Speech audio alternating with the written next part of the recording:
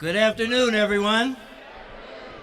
My name is Keith Parker. I'm Assistant Vice Chancellor for Government and Community Relations here at UCLA, and I'm honored to be Master of Ceremonies for today's commemoration of the life and legacy of Dr. H. Viscount Nelson, known and loved by all of us as Berky. We're going to bring out the Spirit Squad first and get us started.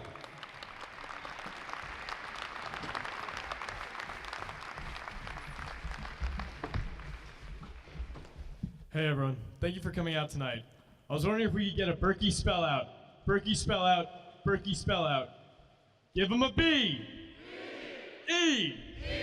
R. R. K. K. Y. Y. What does that spell? Berky. Who will be missed? Berky. And who loved UCLA? Berky. All right, now I'm gonna have everyone put their hands up for an A clap. Hands up for an A clap.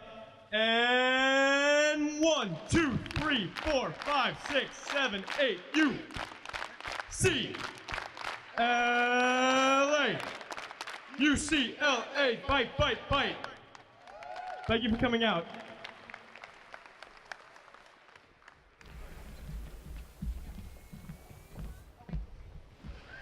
Now, if you can look at the video screen, we have a video interview with Berky.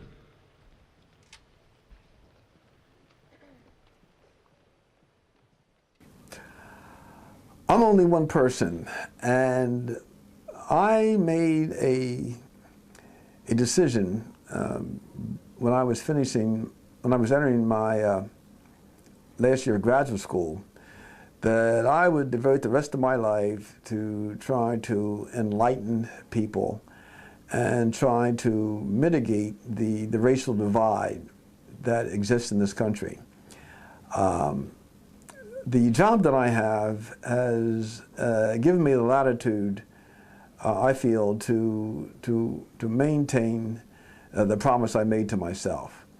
I enjoy intermingling with students as an administrator and also as a professor.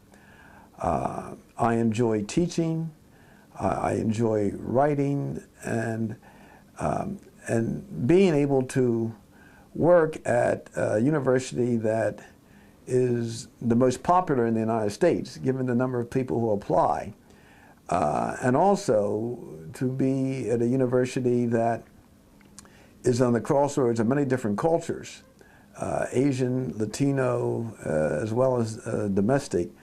I do the best I can with whatever God gave me to try to make a difference. How much the difference is, only time will tell. But you did speak on the topic of one person can make a difference.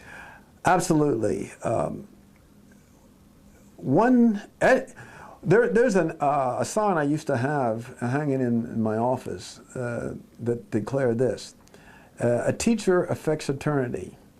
He or she can never determine where his or her influence ends. And I believe that. There are people who taught me and who did things that they would deem inconsequential that left an indelible imprint on my life. There are students that I've come across who have told me years later that they remember something I said or something I did that impressed them. And I'm certain that there were teachers who taught my teachers who did something that impressed them, that in turn impressed me. So education is something that I think is eternal. There are unknown people who have made some impact on people today we don't know about. And if Alvin Toffler is correct in saying that the world doubles its knowledge every year, that means that someone who has taught someone else has left an indelible imprint. And all I can do is hope that the students with whom I've had the good fortune to interact will take some lessons from me, as I've taken from others, and share those with future generations. Well, Dr. Nelson, I read on the alumni website here at UCLA, one alumnus says that you're one of his greatest mentors. Oh, well, I can only accept that with humility and say that's quite an honor. And I will also say that I've been very fortunate in my life. I've had some gifts given to me by the good Lord, as well as been able to have excellent instructors and role models. And if I'm able to influence someone else, that's only because many people influence me.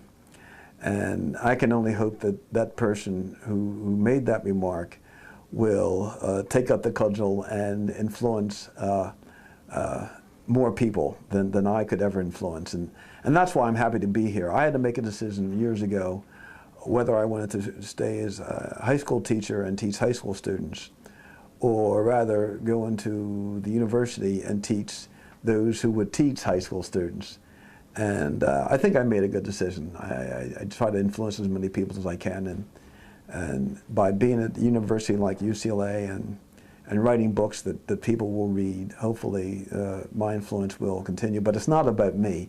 It's really more important about the larger society. And I'm here to serve the larger society. Well, thank you very much, Dr. Berky Nelson. It is my pleasure to be here, Carl. Thank you. Thank you.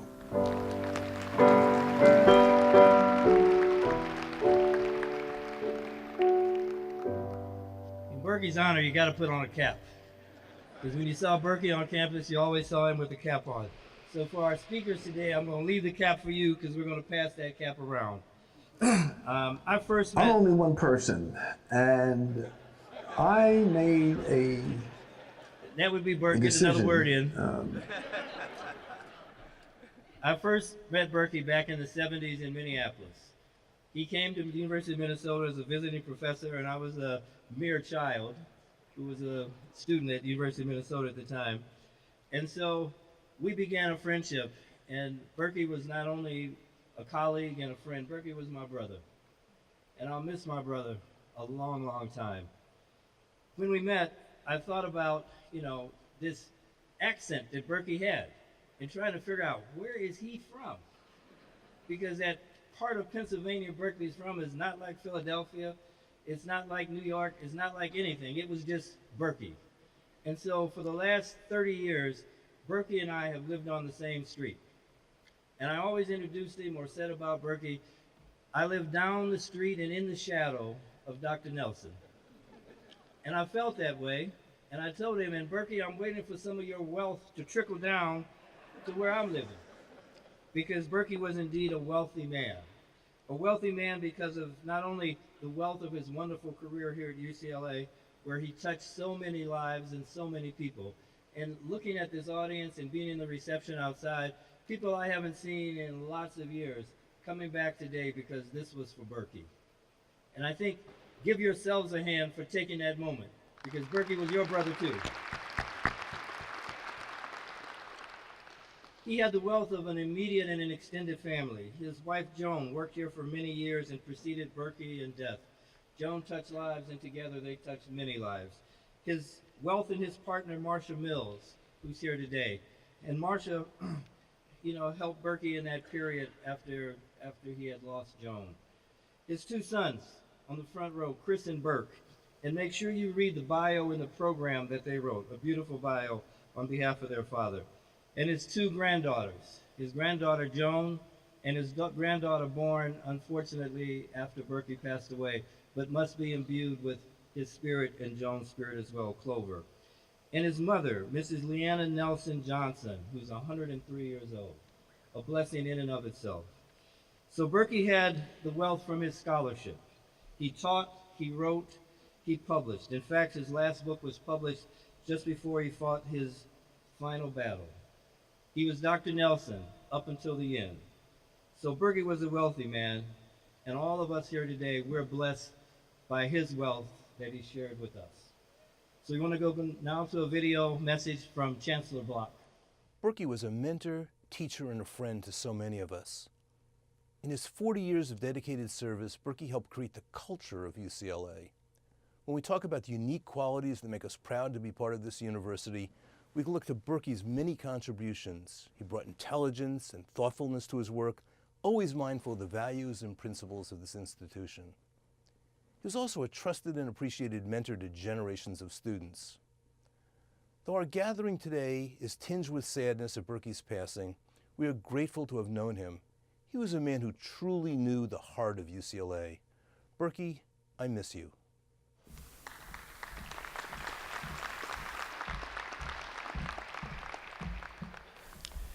We have a special presentation by Dr. Charles Flippen, the Richard and Ruth Walter Professor of Neurology at the David Geffen School of Medicine on behalf of the Sigma Pi Phi fraternity.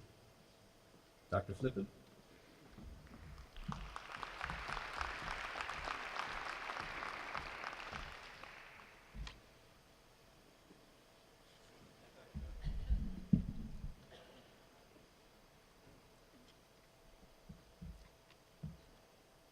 Resolution and proclamation adopted by Sigma Pi Phi Fraternity Delta Xi Boule.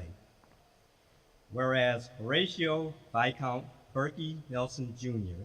was united in marriage with the former Joan Kathleen Ricks in 1964, and this union was blessed with their beloved sons Christopher and Bert.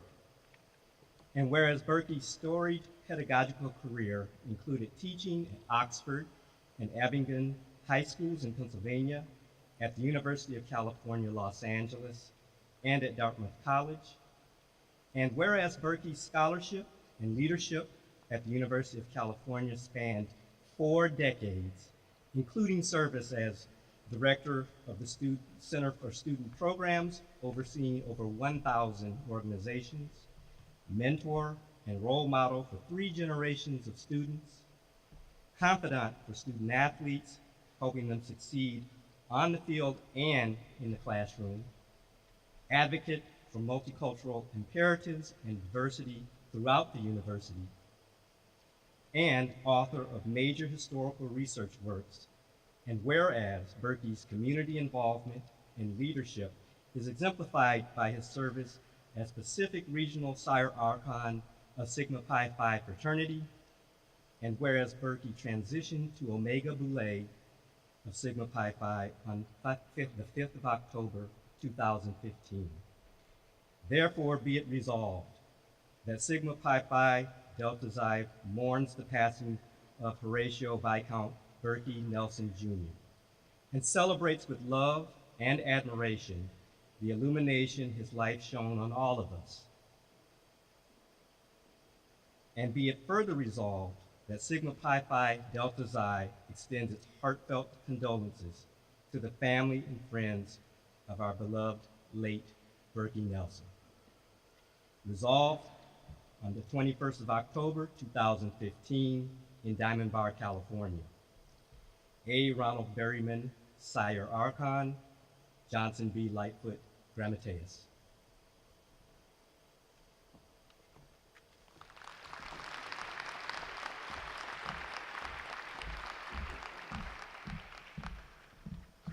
Our next speaker is Kelvin Talbert, who is president of the UCLA Black Alumni Association and a longtime mentee of Berky as well.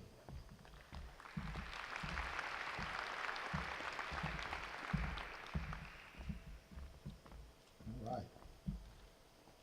First, I'd like to thank you all for inviting me and allowing the UCLA Black Alumni Association to help celebrate the life of Dr. Berky Nelson. Dr. Berky Nelson, great family man. Him and Joan rode to UCLA for 30 plus years together every day. He had 2 wonderful kids, 2 sons who were productive and dynamic. He helped raise countless other sons and daughters through UCLA by his mentorship that stretched, or shall I say touch, all over the world. Berky was head of the Center for Student Programming. Any student organization that was active on the UCLA campus had to visit that office. And man, that consisted of over 400 organizations at the time I was here. I believe it's about 700 now. Over 30 years, if you just do the math. That means he touched a whole lot of students. Let me share a little bit about my introduction to UCLA and the Center of Student Programming and Berky Nelson. I'm from Carson, California. I attended elementary and junior high school in the Compton School District, and I proudly graduated from Banning High School. I moved into Sproul Hall in the fall of 1980, a little rough around the edges. I was on the 3rd floor, south side, and when I originally moved in there, I was the only black on my floor. That's a little intimidating. I all of a sudden had an artificial personality come over me because I didn't know exactly what was going to happen at this place. Luckily, though, I did get a chance to go to freshman summer program. So I knew there was other black students at the campus, so I went and sought them out and tried to find them. I also had the opportunity to meet John Caldwell here, so I knew about the Black Student Alliance, as it was called at that time. I eventually joined Phi Beta Sigma fraternity, and that's how I became involved with the Center for Student Programming. My original counselor there was Tony Garcia. I learned how to program, and eventually Tony introduced me to his boss, Berky Nelson. It was great for me as a black student with 18-year-olds at that time, to meet a black man in authority at UCLA. It made me feel a lot better about being here. So, you know, it's great for UCLA to keep striving to get more African American folks in administration, because it really helps us out as far as students are concerned. Tony and Berk was great. I learned a lot from them. But I spent more time with Tony because he was actually my counselor, until one thing happened. I learned how to program pretty well. And one of the things I did was fundraising. So one day I went to ASUCLA and I got a reservation to give a dance at UCLA Ackerman Grand Ballroom on New Year's Eve. ASUCLA told me I can do it. So I had no problem with it. But when I went to go pick up the paperwork from Tony, he told me that Berky needed to talk to me. So I went to see Berky. This was the first time I saw Berky, and he asked me to come into his office and shut the door. So Berky started laying out to me all these reasons about why I can't have a dance on New Year's Eve. And anybody who knows me, I'm a little stubborn, a little bullheaded. And I told Berky, I said, well, we've had a lot of dances here, and we haven't had any problems. ASUCLA assures me that they can staff it. What's the problem? Well, we went back and forth for about a good 20 minutes. Eventually, Berky convinced me that just because I could do something, don't mean I should do it. So eventually, he did promise me a few other dances on some other dates. And so it ended that way. Now, that was the first time me and Berky had a good, long conversation. And I learned a whole lot about it at that time. So from that point on, I was always in his office picking his brain, and he was very good at giving you all types of information and advice on what you should be doing. So I learned a lot from him. I also made sure that all my young fraternity brothers got a chance to meet Berky Nelson, to keep that mentorship going. Berky, from that point on, became one of my mentors.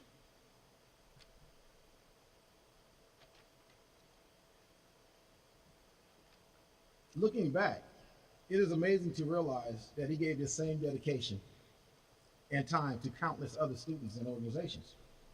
He touched a number of diverse organizations and was able to communicate with all of them.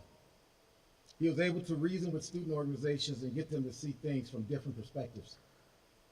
And when they did not agree, it was okay to agree not to agree and continue with your life. You can discuss things with him without the threat of it being held against you. He definitely was a special soul who helped UCLA to become as diverse a university as it did become. Knowing I was coming here today for Berky, I asked some of my officers about Berky and what were their memories. The common thing they all said was, walking onto UCLA's campus as an African American student for the first time can be intimidating. Berky was the connection I needed to let me know that I was where I was supposed to be. In October of 2014, the UCLA Black Alumni Association hosted a general meeting where we were able to acknowledge Berky after his retirement and all his contributions to Black students for multiple generations. We presented him with a UBA lifetime membership, as well as named an annual award in his name to be given out to the UBA member that exemplifies the greatest service to student programming.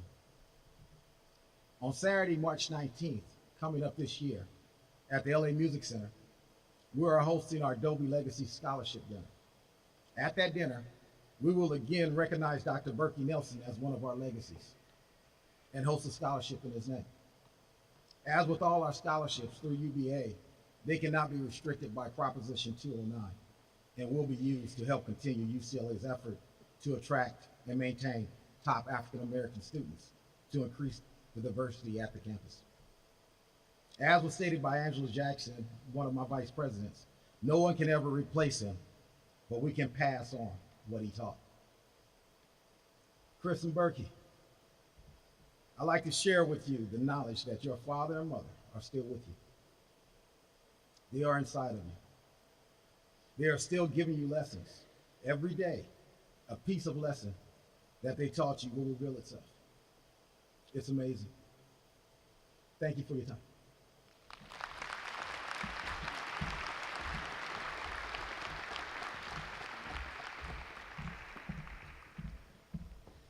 Let me ask our next few speakers, 3 minutes, my brothers and sisters. Let's kind of stay with that program. I'm gonna have to come up and put a hand on the shoulder if we run long. Our next speaker is Dan Guerrero, Director of Athletics here at UCLA.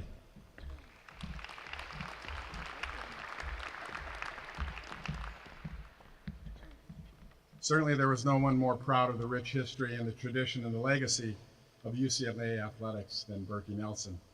So it's fitting that my first description of Berky is encapsulated in a quote from one of the great Bruins that we all admire, and certainly I think we all know that this certainly represents who Berky was, and we probably all know the quote. Life is not important except for the impact that it has on other lives. Berky embodied this quote about as well as anyone that I've ever met. And you'll hear from individuals, as you've heard already, the testimonials about Berky's special qualities. Certainly his spirit, his passion, his compassion, his character, his being a character, his love for people, for his family, for UCLA, for students, and that includes also student athletes. Berky had an amazing intersection of love and knowledge of intercollegiate athletics. He was long the outstanding resource in higher education in terms of student affairs collaboration with athletics and the operation of athletic events. In fact, Berky was in demand nationally to speak on the subject of student behavior at college events, athletic events. His knowledge was unparalleled, and certainly so was his experience. Those of you who attended games know that Berky loved working games. During his time at UCLA, he gave thousands and thousands of hours of his time on the front lines, whether it was in the middle of the student section at the Rose Bowl or whether it was in the first row here in Pauley Pavilion. He was indeed a presence, helping in any way possible, but mostly helping to resolve issues, because that's what he did so well. And he worked all aspects of the game. He worked with all facets of game management, staff, with coaches, with the rally committee, with the band, with the spirit squad. Berky was involved with all of us. And we always engaged Berky, always looked forward to seeing Berky. He would always say that when a student had trouble listening, because every once in a while students don't always listen, Berky would use those 7 magic words. And I think we could all hear Berky say them. Do you want to stay in school? Those words were known by his colleagues nationwide, and he used them successfully, but of course only when he needed to. He was effective in ensuring that intercollegiate athletic events were safe and enjoyable for spectators and participants, and of course for students. Lastly, he loved working with student athletes, hundreds over the years. was absolutely brilliant with them, very thoughtful. And he consulted with them about everything: classes, grad school, sports, career, and about life in general. He offered a listening ear and the advice of a wise sage. He gave them encouragement, historical context, a celebratory high five, and more often than not, he gave them a reality check. And I think the most important thing about Berky with everyone that he interacted with is that he showed that he cared. To quote from one of our former student athletes, "One of the most compassionate and thoughtful people I've ever met. When I was cut from a team, Berky showed me how to convert the skills and discipline I learned as an athlete into tools to become a successful student, student leader, and professional. His letters of recommendation were so much more than words on paper. His belief in me gave me the audacity to believe that I was capable of achieving anything." I, like many of you, loved being around Berky. He was positive, he was kind, he was edifying, he was warm, he was humble. Believe me, an athletic director at a major Division I institution needs to have people like Berky Nelson around him. And I will really miss him. As you know, he graduated from Westchester University in Pennsylvania, where he was a star athlete. But come on, we all know that Berky was a Bruin through and through. And he wasn't just any Bruin. Berky Nelson was a great Bruin.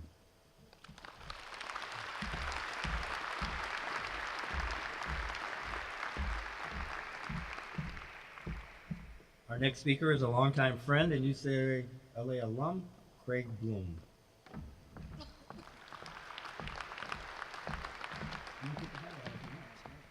There you go.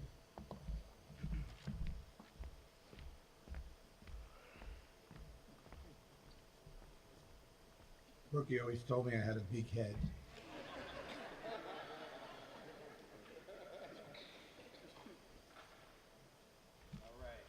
That okay? Anyway, thank you all for coming. I met Berky when he first came to UCLA in 1980. I was actually the first student that worked for Berky. Chris and Burke, my relationship started with your dad as an employee, but it grew from there. I realized quickly that he was different. Your dad was not a boss, he was a leader. A boss realizes authority, but your dad relied on goodwill. A boss issues ultimatums, but your dad generated enthusiasm. A boss uses people, your dad develops people. And your dad always found strength in unity. He was generally interested in who I was, he was wise, he was an incredible listener, and he cared. But I believe your dad's greatest his greatest quality was his humility. You never knew how accomplished he was. You knew he competed in college as a sprinter, but you never knew he ran Olympic qualifying times. You knew he was a professor, but you never knew he was a scholar. You knew his kids played hockey, but you didn't know they were elite athletes. Guys, I was there when your mom passed. And there were times when your dad shared with me that he didn't know what to do or how he was ever going to feel right again. But he found peace and he found Marcia. Marcia, I shared this with you in Philadelphia, but it's worth repeating. You saved Berky, and your love for him gave him back to all of us. When Burke and Chris asked me to speak today, I was honored and a little nervous. I tried to think of the perfect story that would resonate with everyone and maybe make you smile or cry. But I think that would be selfish because it would only be my memory. So I actually have a request of you. If Berky touched your life by making you laugh, made you reflect, shared his wisdom, or gave you comfort, do me a favor and please stand.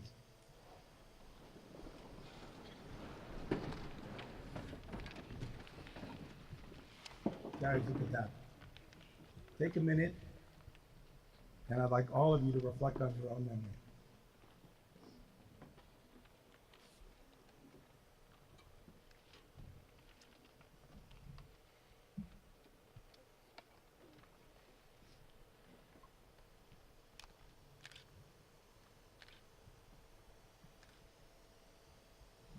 Finally, my 3 adult children who Berky mentored and supported their entire lives have been telling me for years that I needed to read Tuesdays with Maury.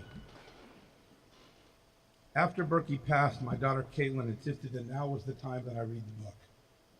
On my flight to Philadelphia for your dad's service, I read the book. Although we did not meet every Tuesday, I had a 35-year friendship.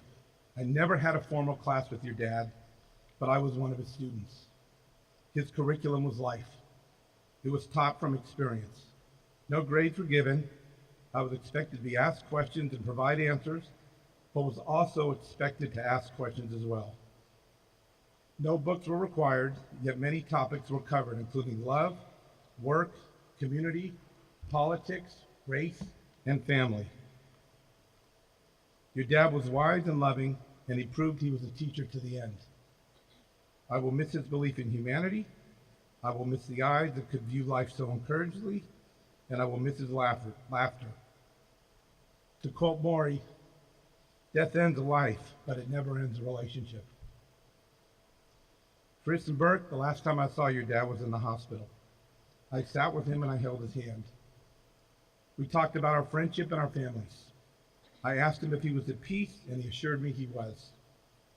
I told him that I would always be there for you and your families as he was for mine. He told me how blessed he was to have had two women love him and who he could share his life with. He was so proud of both of you for the men you have become and the women you have chosen to spend your lives with. And he so loved and cherished Harper. When I said goodbye to him, he told me he loved me, and I told him the same. When I got to the door, I just looked back, and there was your dad sitting up with that big smile. And that's my memory. Thank you.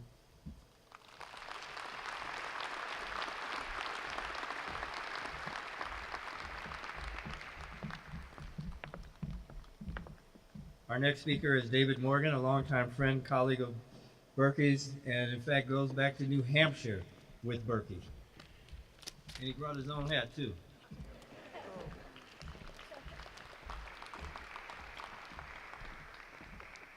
Berky said, wherever you go, you always have to be prepared. Father, friend, mentor, scholar, teacher, advocate, husband, partner, grandfather. In the almost 43 years that I knew Berky, he wore all of these hats and probably a few more. But the hat he talked about most from the time I met him was this one. Over the span of our relationship, I never heard Berky utter a 4-letter word. But you could not get through a conversation with Berky without the mention of 4 letters. UCLA.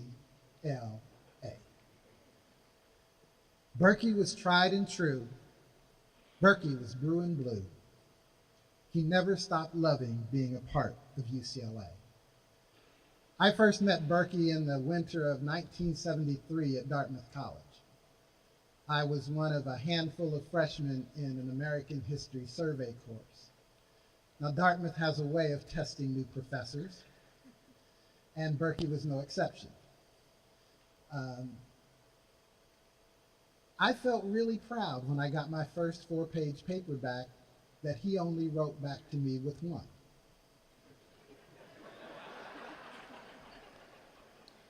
I thought that was a pretty good ratio, and quite honestly, I was in the minority in that class. Berky's great affection, Dan, for athletes and for scholar athletes in particular was evidenced even then. And Berky garnered the respect of student athletes and of students at Dartmouth College across the campus. You could always find someone in Berky's office. Berky took scholarship seriously. You could not go to Berky without having done your research, unless, of course, you want to get spanked. And Berky made it a point of teaching all of us to be prepared, whether it was speaking or writing. One of his classmates at his service in Philadelphia shared the following story. He said that the two of them were roommates their first year on campus. And as they returned to their rooms from their first test, they started talking about grades. He was rather proud to show the fact that he had done really well on the test, and actually a little better than Berky. He then said that was the last time he ever got a grade better than Berky. He went on to say that he went on to become a student, Berky went on to become a scholar. And I think that's evident by all that he's done. The other thing that I really appreciated about Berky, and I was raised in Berkeley in the 1960s, was that Berky had a strong identification with me as a black man. And with many of the problems, and with many of the injustices, and many of the challenges that I and other people faced. But Berky never let that stop him relating to people as people. And I think if you look across this room at the people that he's mentored and the people who call him friend, you will see that Berky loved people.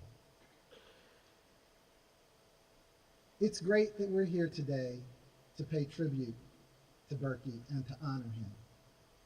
But the single best way that we can truly honor Berky is how we conduct ourselves and what we do in terms of relating to people when we leave here today. Thank you.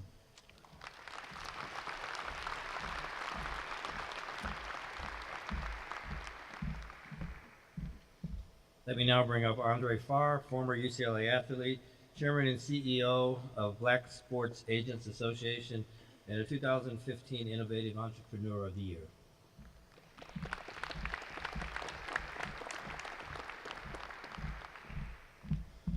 Wow, it's amazing. Hello, everyone. I'm excited to be here for Berky, and I'm going to extend this hat just a little bit so I don't look like, whatever that would be. Hat's a little dirty, Keith. That's okay, though. So, my name is Andre Farr. I played here at UCLA football. I like to tell people when they ask me, did you play sports? I like to tell them that I was a gymnast. And just wait. And I wait, and I wait, and then I finally tell them the truth. Berky loved when I did that. But some of you don't know this, but I am Berky's third son. And you guys are laughing. I see Chris and Burke over there laughing. See, I didn't know this all my career. Berky said I was his third son. He'd come in, I'd go in the office, and he'd close the door behind me and say, Andre, you are my third son. And last year I found out there's about 17,000 third sons. James Washington, right? You know what I'm talking about? 17,000. So we couldn't invite all the third sons here. So I feel special that I was invited. Berky and I had many conversations. One of the things that that he helped me do is after UCLA, while I was at UCLA, and clearly the things that I'm doing now. If it wasn't for Berky Nelson, there's no way in the world I would have been awarded the Innovative Entrepreneur of the Year. That award really goes in part to all the things that Berky taught me. He taught me how to deal with people, how to solve problems, how to be a better businessman by being a teammate and not by bulldozing people, which is what I love to do as a football player. I came to UCLA as a consensus high school All-American, joining my cousins here. We have a legacy of the Farr family playing football. But Berky pulled me to the side and said, listen, you're a football player, but you're also a scholar. You're also a student, and you're also a human being. And so let's make sure while you're here at UCLA, let's develop all those wonderful things that you have that other people might miss. I thought about Berky, and I said, you spell his name B-E-R-K-Y. So I tried to think of the things that stood for me. And that is, and my phone wants to die right now, but that's okay. Benevolent, eloquent, reassuring, kind, and youthful. That's what Berky stood to me.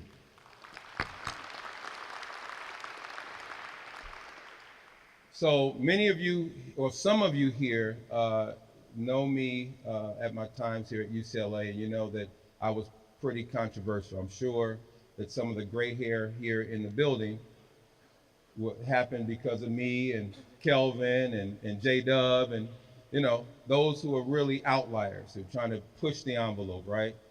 But I want to thank you guys, because Berky said, this is the microcosm of the rest of the world. If you can do great things here at UCLA, just imagine what you can do when you leave. So while some people saw the worst in me while I was here at UCLA, Berky always saw the best in me. He saw the best in me when everyone else around only seen the worst in me. That's for Berky. God bless you all.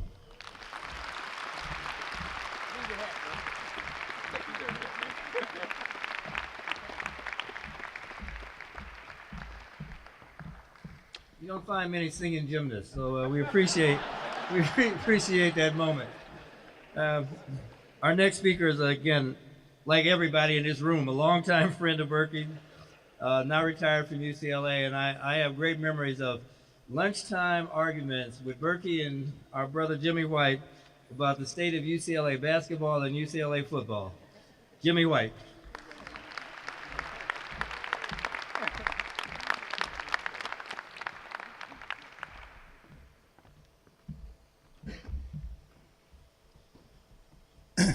It's kind of tough for me because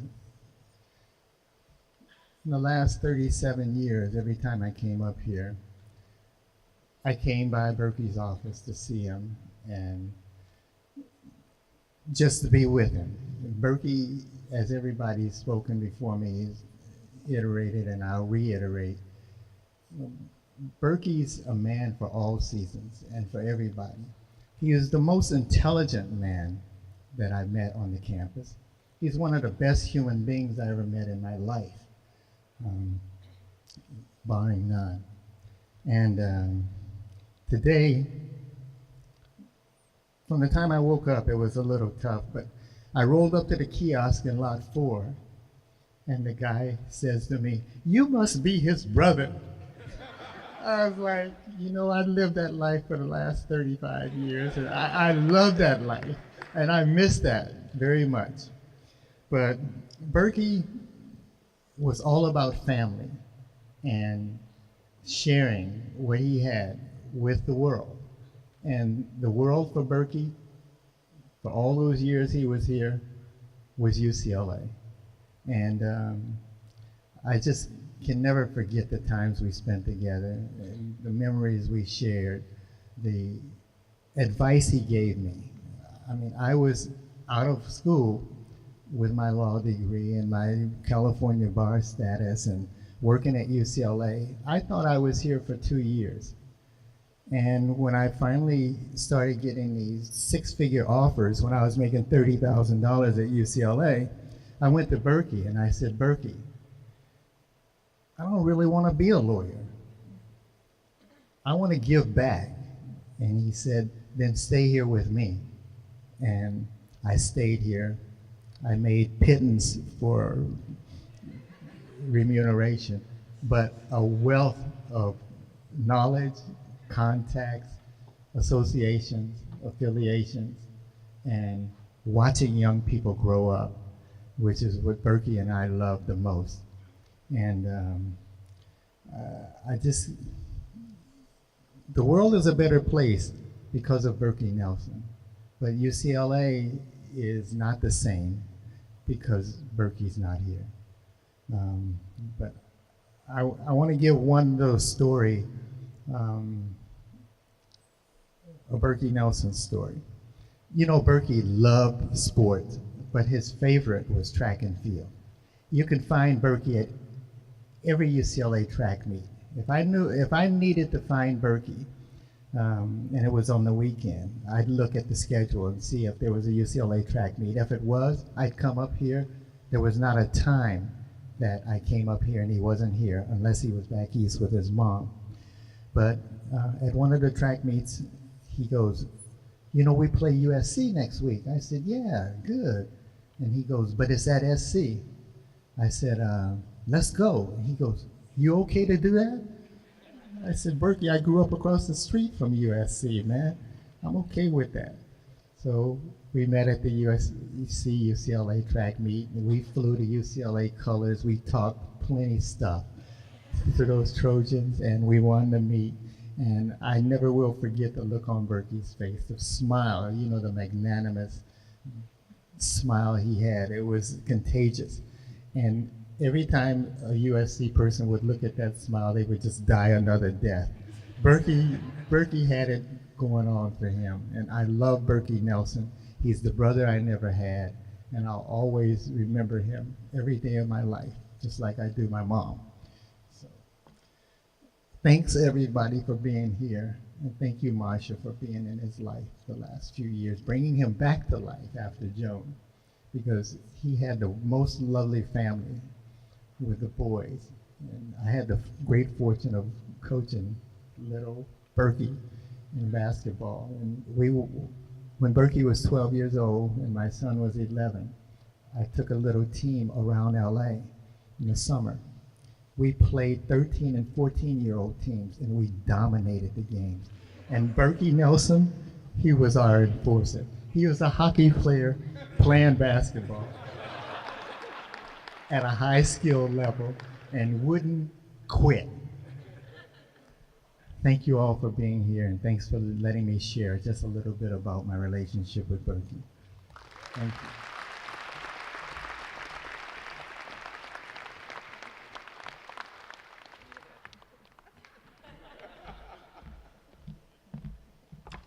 Now I know why Jimmy always made me pay for lunch.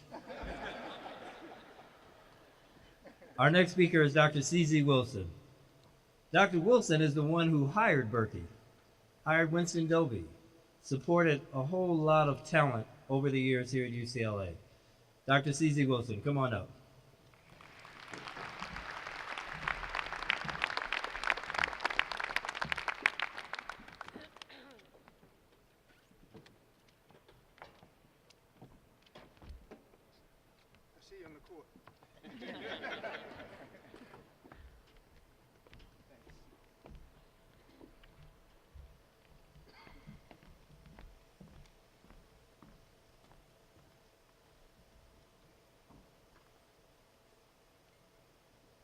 I've been a close friend to Berky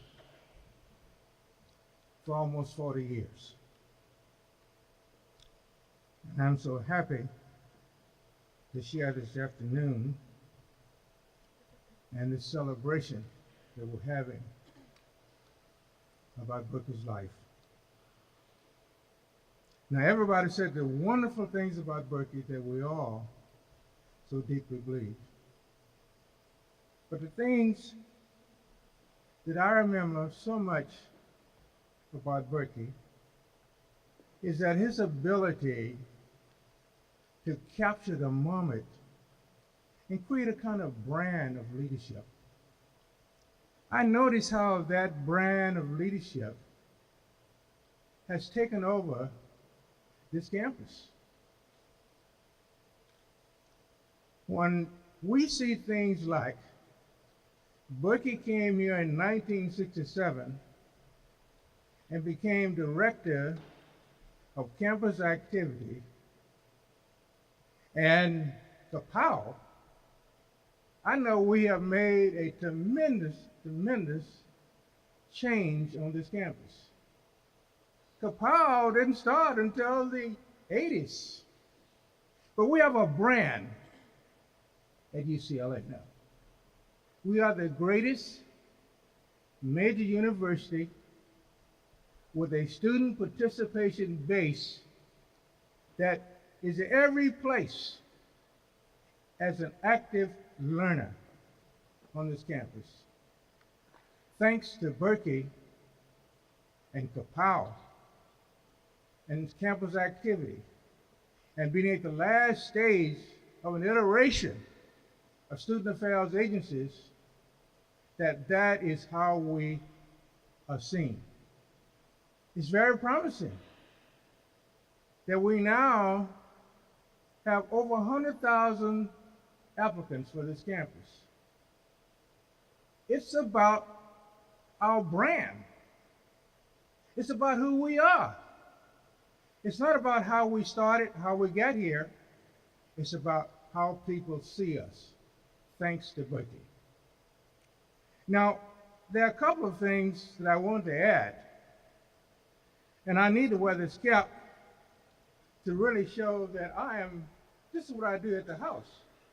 I have a cap, Kelly has a cap. All day we're in our caps. Nobody has a better collection of caps except Al Osborne and I. Now, when you think about where Berky started out on this campus, you can easily say he started out in student affairs, he started out teaching, he started out in administration. He was all of that. My first close encounter with the genius of Berky as a young leader was when we were trying to recruit 1,000 new students to meet the goal that Charlie Hitch had put forth for us to accomplish on this campus. We had set this big goal. We were making organizational changes, like we're at academic affairs. Everybody thinks academic affairs is easy to accomplish, but it wasn't. Academic services, was at the heart of this integration, building a floor of students in such a way that we could maximize the services. I ran into a buzzsaw when we proposed that agency, student agency.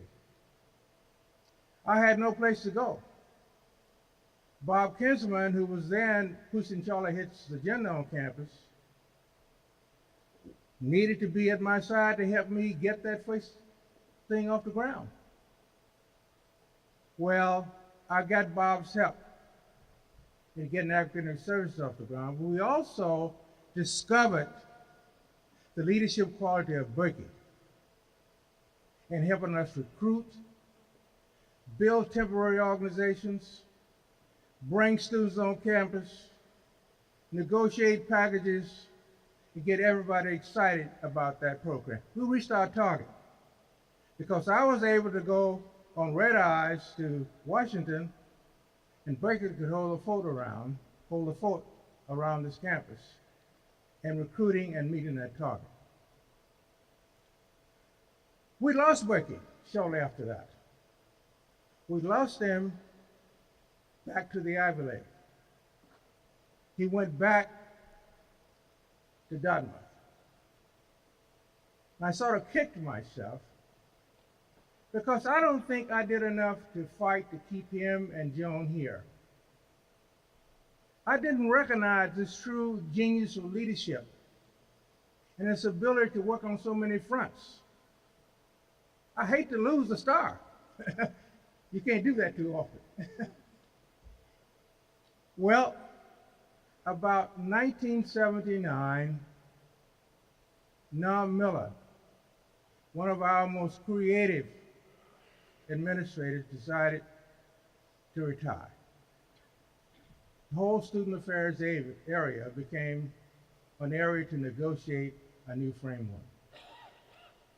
With the Chancellor's blessing, we made that framework one in which we want to see student participation in governance, student participation in a free learning environment, and an active effort to become an integral part of self-directed learning. And when that last thing came out as our target, I immediately said, I got to get Berky and Joan back. And I think he had realized that the action was here, not back at Dartmouth. So we brought Berky and Joan back. And thanks to their leadership, for the next 30 years, we've built this brand of student participation in governance, student activism, student loving our students. Our undergraduates are here because we love them and want to see it happen. The last thing I wanted to say, there was a kind of closeness between Berky and I where we shared dark thoughts. We shared great thoughts. When he finished his last book, dealing with plantations, ghettos, and slums, I realized he had hit a major mark in bringing us to the table and thinking about what we must do. It's not about going to Hollywood protesting. In that book, we see the fundamental problem. We see the misery of us failing to recognize that over a century, we've seen the black family destroyed, never get off the ground. We've seen a pathology of young people being destroyed, and we see unlimited poverty. And Berky has raised the last question that we shared, and I want to share with you today. We gotta do better. It's not about Bill Cosby. It's not about Hollywood. It's about the roots of our black community. We gotta take some action to go in that direction. And in our last conversation, we both felt that the evidence is there, the action points are there, we gotta move forward. If you think that colored wealth gives us a vast picture of how inequality in this country has grown and how wide it's there, read Berky's book, and you see the depth of the problem that we face in our black community and why we must go there to solve the problem. Thanks, Berky.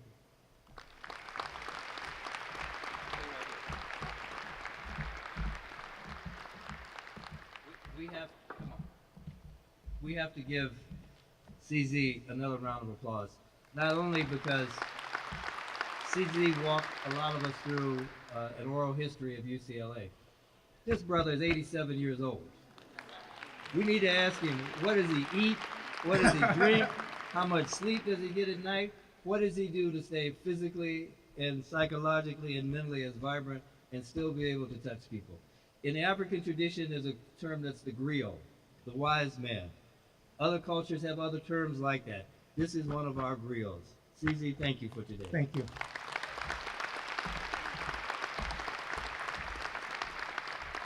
Our next speaker is Antonio Sandoval. Antonio is currently director of the Community Programs Office, worked closely with Berky for a number of years.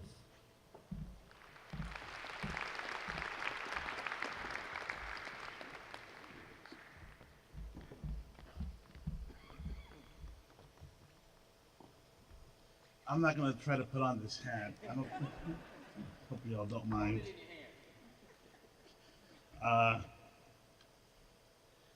Thank you all for the special opportunity to speak to you about my mentor, colleague, and friend, Dr. Berky Nelson. As was mentioned, my name is Antonio, and I work with him as part of the Community Programs Office, a department that has worked with Berky over the years on serving students of color. I knew Berky from my role as a student leader in the 1990s and early 2000s.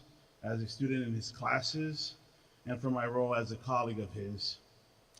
I met Berky in 1997, almost 20 years ago, during my first year at UCLA.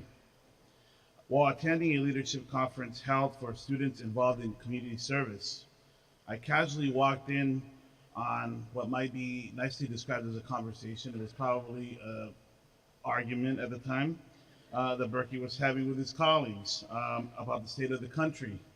He wasn't happy at all about it. After all, it was just after the passage of Proposition 209, and Berky had a lot of things to say about that. Proposition 209, as many of you probably know, and when it comes to Berky, was one of those things that really set him off.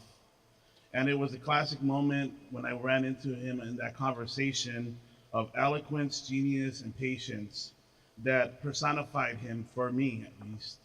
I still remember that moment almost 20 years later because it introduced me to one of the key figures in my UCLA experience.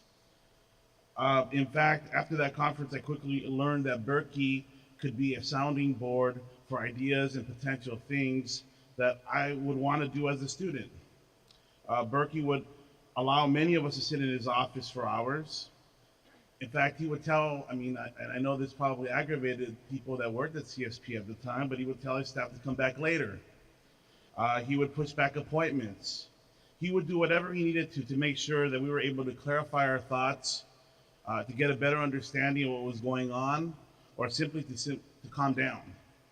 A lot of times he did the calming down part, being nice about how we're students after all, we want to remain there at school. The consequence of pushing things off was that Berky would have to stay on campus longer, he would have to work smarter, and he did all of this to provide all of us who were his students with a proper education. Berky also looked out for those on campus that considered themselves underdogs. When Berky advocated for unity, he did so because he believed through unity came strength, one of the Mecha philosophies there from when I was a student. For many smaller communities on campus over the years, I've heard that Berky's open door meant that somebody considered them relevant and offered them the chance to be heard.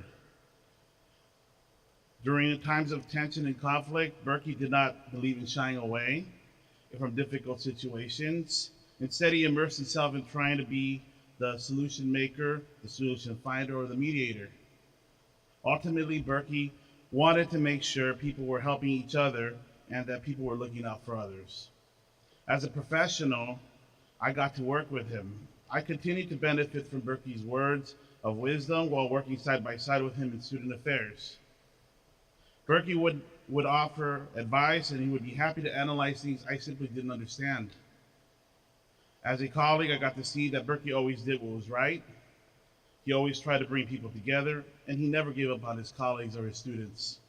About 3 years ago, Berky called me up, and if anybody knows me, if somebody calls me up, I think it's somebody dying or something to that matter.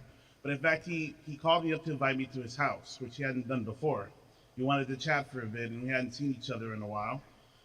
After I got there, he started talking about Los Angeles and sharing about the things he knew about the underserved in Los Angeles, particularly the Black community. Berky insisted that different cultures were in Los Angeles were a large part of why the city would lead the country in the future. He also warned me against the narrow interests out there and how unity was essential to making this change happen. Then he asked me to do something that I will always remember. He asked me to go to his den upstairs. Upstairs in the den, there was a beautiful window with a panoramic view of Los Angeles. He pointed at those windows and he went on to insist that UCLA students would be the leader of this transformation first in LA and then in the country. He believed in the talents of UCLA students.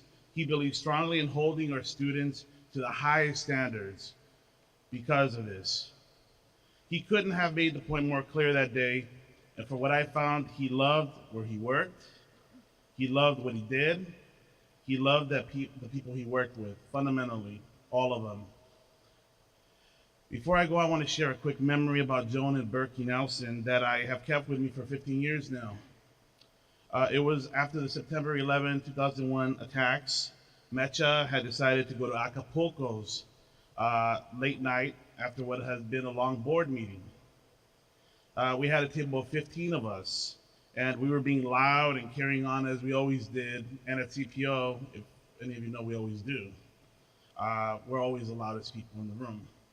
Out of the corner of my eye, I see a couple seated side by side in a booth, quietly having dinner and not bothered by the racket we were all making. I turned around and it was Joan and Berky Nelson, waving at all of us with smiles on their face. It was a long night for them too, apparently. They were a great couple and an institution at UCLA. They were always dedicating their time and attention towards making all of us better, even if it meant staying up late, even if it meant being around all the time. Constant care and dedication was how Joan and Berky lived their lives, and I will miss them greatly. Thank you very much.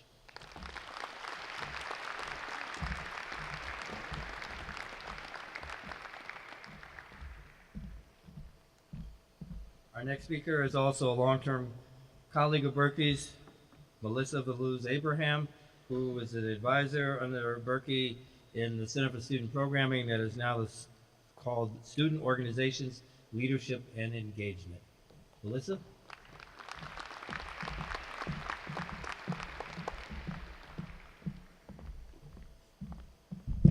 Hi, everybody. Oh, what is that? Okay.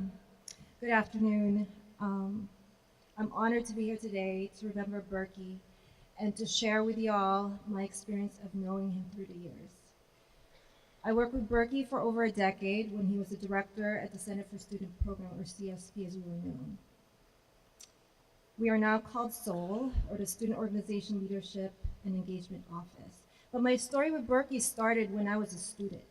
When I took his diversity and race relations class in the 90s, you know, I was a young, naive student, fairly sheltered, and I wasn't very knowledgeable about issues of diversity or race. And, you know, and I had all these questions because the civil unrest just happened, and I want to know why and what and how and what can I possibly do to make things better. So I took this class, and that class is just as relevant, I think would be just as relevant today as it was, you know, back then. That class was taught with Tim Mubeni, who is also a mentor of mine, and they were just a dynamic duo. They challenged the way I looked at the world, the way, you know, they changed the way I interacted with people, and you know, they helped me look at myself and helped me see my own biases and my own privilege. And after that class, you know, I was a biology student and I was bound for research work. And, you know, that class kind of changed the trajectory career-wise because I decided that I was going to work in social service and education and work with youth. And I ended up working in nonprofit for about 5 years before I decided, hey, you know what? I miss UCLA, I need to go back. And the first person I talked to was Berky. And, you know, yeah, we get that job. And I've been at CSP or SOUL now since working with students. Berky just taught me so much, you know, and I always look to him for just answers in terms of, you know, working with students. You know, he knew how to engage students. He knew how to create a safe space and just listen. And he would, you know, he respected everybody. It didn't matter. You know, when there was like conflict on campus, he knew how to listen to both sides with equal attention and respect and help bring understanding. And it didn't matter who you were. You could be from one, you know, you could have a conservative point of view, or you could have, you know, progressive or liberal point. It doesn't matter. You could be from ROTC, you could be from, you know, one of the religious groups. It didn't matter. His door was always open. And that's what he instilled in me as a staff person, is that, you know, and all of us there at CSP, is that we were there for everybody, you know, and we were there to serve all students. And just like what you heard in the video, you know, he was open. His door was always open. Students would come in there and sit for hours. It didn't matter, you know, and he would engage. He was so invested. in the students who came through in their learning and their development. He wanted to make sure that they came out a better person and that they would have a positive impact in each other and the community. And I think, I can't think of anybody else who has done so. We talk a lot about campus climate today, right? And how students can feel safe and feel like they belong. And I think there's very few people that I can count, who have done as much as Berky did in the kind of classes that he taught and the kind of, engagement and investment that he had in students, in the way that he made students feel like they mattered and they were heard and they were important. And that's the same thing essentially that I can say for myself and the rest of the staff, working under Berky. That's how we felt. He regarded us as family, and there was a time when the Center for Student Program also housed the Community Programs Office and the Fraternity Sorority Relations Office. We still work closely with them today, and we still have that close relation. But at one time, that was all under Berky, and his staff was as diverse as the students he served, and and we all had our own opinions on how to do stuff, and those opinions were strong, and sometimes it could be contentious, and we could be dysfunctional at the office. But we're still family. It didn't matter. We were still family to him, and he insisted on it. It didn't matter if you disagreed with each other. You will work with each other, and we will focus on this mission of serving all students. And and that stayed with him. That even stays with us today. I think that's his legacy at the CSP. Is that whole vision of and mission of serving all students. Also, being respectful and loving of one another in our office. I remember a story when Berky just had a knee surgery, right? And he was on crutches. I think you might remember that. And people said, the doctor said, you probably shouldn't be moving. and there he was, making his way up Bruin Walk, trying to maneuver the stairs because it was our staff holiday luncheon and he just had to be there. He loved being with us, and we appreciated that so much in him. And then I remember the time when he lost Joan, his beloved wife, and that was a devastating time for him. And we thought it was too soon, but he came right back to the office. He came right back, and his first day back, we all stood there in the hallway and just, and talked with him and supported him, cried and laughed with him. CSP, our soul, was home for Berky. He found the same comfort and safety that we've had and found in him. And he loved us so much, and we loved him right back. He mentored all of us as staff. He was always invested. He was invested with students. He was invested in us.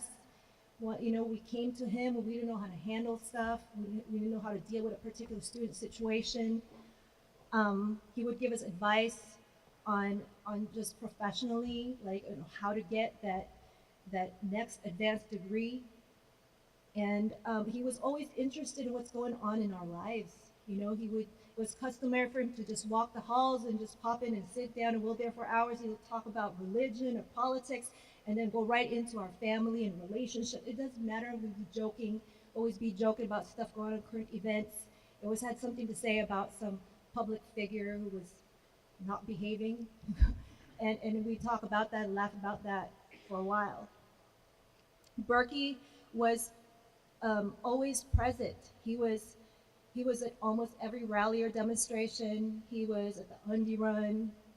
He was at commencement, regents meetings, any event that had the potential to be volatile. He was a calming presence.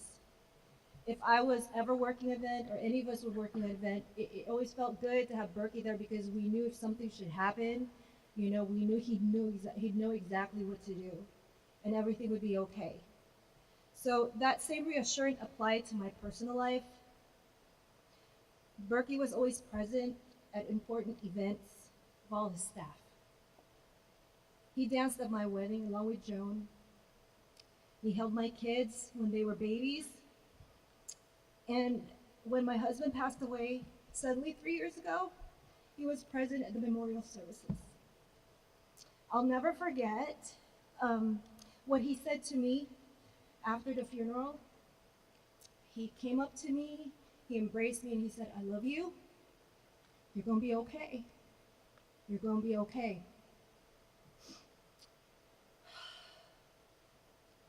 What he said to me was a ray of light that I could hold on to. I knew that he understood this pain. He lost his partner too, his beloved wife Jo, not too long ago, so he's been there, so he knew. I looked at him as a role model. He kept doing what he loved. He did what he enjoyed. He continued serving students, listening to jazz, traveling, and finding love again with Marcia. You know, he always talked about spending time with the boys, and when his granddaughter came, he just loved her so much and just so loved sharing with us how he would take care of her, and it just love, you know, he would take that baby and just want to spend all his time with her. He motivated me to continue pursuing happiness and purpose in life after my loss. His courage and strength inspired me tremendously, and it continues to do so today. I will remember Berky always by trying to live and love as he did, never forgetting the lessons that he taught me. When he retired, I told him, "What are we going to do without you, boss?" And he said, "Hey, I'm dispensable." I have every confidence in the people that I leave here to continue doing the work. Those are awfully big shoes, boss. But you know, we're going to try. We promise that we're going to do our best. To end this tribute, I want to bring out my son, Ajani. Berky regarded the children of his staff as almost his own grandkids. He would play with them, find out about their interests, give them M&Ms from the many dispensers he has in his office. He and my son shared a common interest in their love for jazz music, and they also played the trumpet. So when Berky was sick, Ajani came to his house to visit and had a mini concert for Berky. I love seeing the smile on Berky's face, and Ajani enjoyed the praises that poured from him afterwards. So tonight, Ajani is here to play a special song for Berky.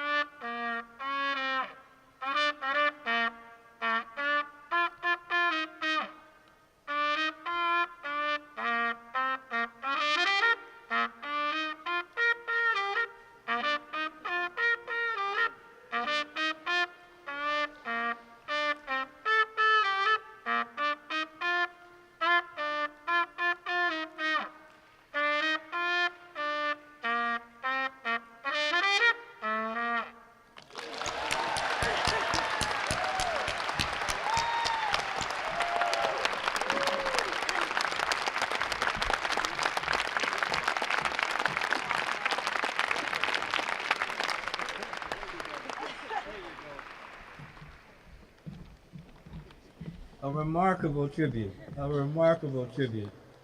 You know? That's a jazz man. Let's give that jazz man another hand. Our next speaker is Heather Rosen, the UCLA undergraduate USAC student body president. Heather?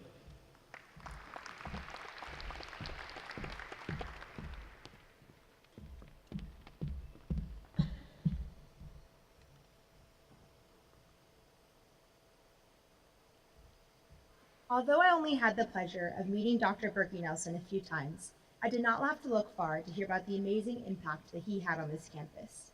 Avinon Baral, last year's USAC president, said that Berky was an inspirational man, full of wisdom, love, and integrity. He represented the best of UCLA, an academic, an activist, a teacher, and a mentor to so many USAC officers over the years. David Bocarsley, USAC president from 2012 to 2013, explained, "My favorite memory of Berky was my first council meeting as a general representative. He was sitting next to me, and the first thing President Emily Resnick asked was for a motion to approve the agenda. No one had been on council the year before except for her, so I shakily raised my hand and offered a motion. I motion to approve. Berky looks over at me and barks, 'Move, move!' I was so intimidated, thinking that he was asking me to move and had no idea why. Then he whips out the biggest smile and says in the most friendly voice, 'I move to approve the agenda.' That was my welcome to USAC." David continued, "If there's one word to describe Berky, it's teacher. He was really a teacher in every facet of his life. Every conversation with him sparked a learning moment, and he took on so many advisory roles to be able to continue to interact with and mentor students. As an undergraduate at UCLA, you interact with faculty, staff, and administrative representatives every day. While they do all serve a purpose in the development of our college careers, it is those administrators who are always willing to make time in their busy schedules and to prioritize understanding the student experience and perspective who impact students the most. Dr. Berky Nelson did just that. David Bocarsley said that when someone would come to visit him in his office, he would drop everything he was doing to be present with you. I've also heard time and time again that when Berky spoke at the meetings of the Undergraduate Students Association Council, everyone listened. He never told students what to do, but rather provided these young leaders with the tools to make more informed decisions. He loved UCLA. I mean, who would take a full-time job and make it of his life if he didn't love it so much? He always said that he had moments when he thought about many other things that he could be doing with his life, and then realized there is no place other than UCLA where he can impact the world as much as he did. Students did not just see him as another administrator, but as a role model and as a friend. And although he's no longer with us at that table, Dr. Berky Nelson will be a lifetime member of USAC. That is why tonight, at our weekly Undergraduate Students Association Council meeting, we'll be voting to put a plaque in Kirkhoff 417 in Dr. Berky Nelson's memory. He always did and always will have a place at our council meetings. Thank you.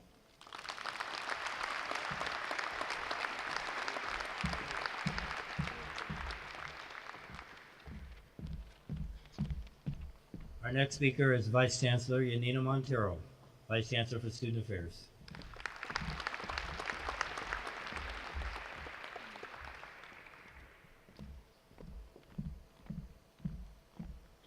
Good afternoon. I am deeply grateful to Chris and Burke and to the extended Nelson family for allowing me to add my voice to the celebration of Dr. Berky Nelson's life and times. I'm honored to be here and share some thoughts about our Berky Nelson. All of us who knew Berky here and literally across the country have stories to tell and mental pictures to describe about his many, many moments of engagement, of leadership, of connection, of wisdom, of perspective, of deep concern for our young people and for our many communities on campus, in LA, and across the country. And all of us here, I know, take pride in those personal and professional moments of connection with him. I vividly remember when I first met him. He told me we were both Penn alums. We looked for those people we both may have known and worked with during our time in higher education at different institutions. And we bonded over shared experience over time, even if in different places. And he was immediately a friend, a colleague, a partner, and as Keith said, a brother. And I am so grateful that Berky was unquestionably there for me over the last 12 years, ready to give his perspective, his best advice, to give his time and his energy to make sure we always did the right thing by our students and by the best aspirations of UCLA. More importantly, he was unquestionably always there for all of his colleagues, but especially for his staff and for our students, all of our students, both individually and collectively. Seeing Berky in action was always an experience. Even in tense or difficult moments, he was always ready to smile, to shake hands, to laugh, to recognize the dignity of those around him, to protect the freedom of speech and the right to protest. And he always cared about the safety and the educational well-being of each person, even and especially as he was letting them know that UCPD was getting ready to arrest them. It was just precious. It was precious to see him launch into somewhat intricate comparisons or historical references when it was clear that he needed to intervene and give his perspective. I don't know if you agree with this, but for a while it was totally unclear where he was going with the commentary of the story. I remember often saying to myself, where's he going with this? But he always brought it back to the most elegant of closings, with a lesson and a point of guidance that could not be dismissed. He always, always had it right. There is no question that with Berky, we were always engaging a person, a considerate, wise, and compassionate human being, the best example of a mentor, a colleague, a teacher, and a friend. I would say he is the best example of what mentors and student affairs professionals aspire to be. And the legions of students he guided and mentored over the years, who appreciated then and who appreciate now his caring and his involvement in their lives, are the proof and the tribute to his legacy.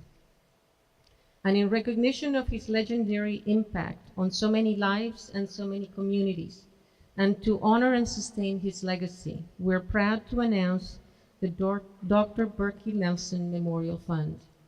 The fund will establish the Dr. Berky Nelson Student Leadership Award, given annually to student organization leaders that demonstrate the qualities of leadership, scholarship, and service, promoting cross-cultural, cross-group awareness, understanding, and collaboration, and contributing to the overall campus community. Student leaders will be recognized with an individual award and a fund award for their organization. A perpetual plaque paying tribute to Berky will list award winners, and starting in the spring of 2016, an annual recognition ceremony each spring quarter will celebrate his legacy and the award winners. Today, we celebrate Dr. Berky Nelson, but I also, as with many others, want to mention Dean Joan Nelson as well. The UCLA community has been incredibly fortunate to have had them both. They complemented each other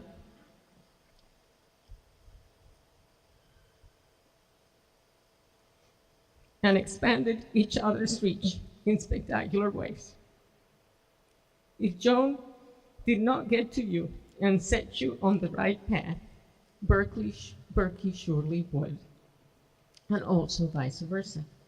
They were an amazing team, watching over and watching out for our students, colleagues, and friends.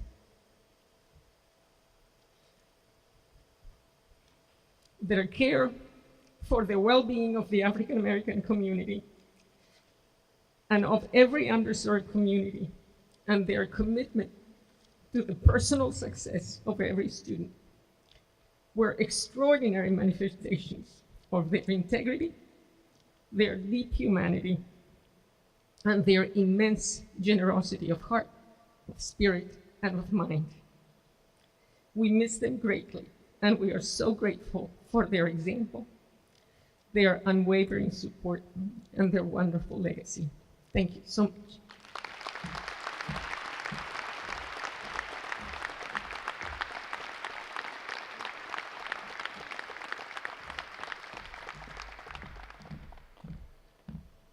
And for our last speakers of the day, I want to bring up Berky's sons, Chris and Berk.